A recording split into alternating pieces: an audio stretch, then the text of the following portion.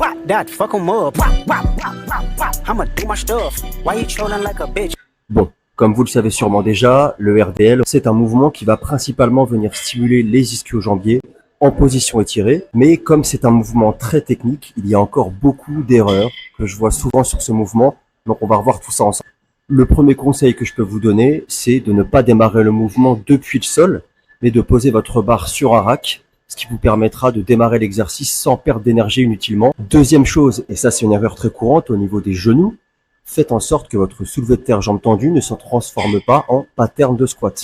Donc essayez d'avoir les genoux fixes, quitte à ce qu'ils soient légèrement relâchés pour que ce soit plus confortable pour vous et ne pas plier les genoux au fur et à mesure que la barre va descendre. Ensuite, et c'est probablement le point le plus important, n'oubliez pas que le RDL, c'est un mouvement d'extension de hanche. Essayez de toujours bien avoir en tête cette image de hanche qui part vers l'arrière et qui a pour conséquence le fait que la barre glisse le long de vos jambes et non pas l'image que la barre descende jusqu'au sol. Sinon, ça pourra avoir pour conséquence que vous fassiez une flexion de la colonne et que vos ischios ne soient pas étirés comme on le voudrait et potentiellement que vous fassiez mal.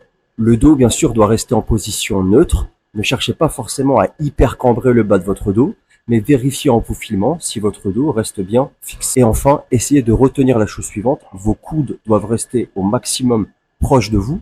Ils ne doivent pas partir vers l'avant. Imaginez pourquoi pas que vous cherchiez à tordre la barre. Moi, c'est quelque chose que je me dis souvent et ça marche plutôt bien. D'ailleurs, le RDL, c'est comme tous les mouvements. Cherchez à acquérir la technique dans un premier temps et ensuite à progresser tranquillement sur le mouvement en chargeant de semaine en semaine de plus en plus votre barre tout en conservant votre qualité d'exécution. C'est bien sûr fondamental.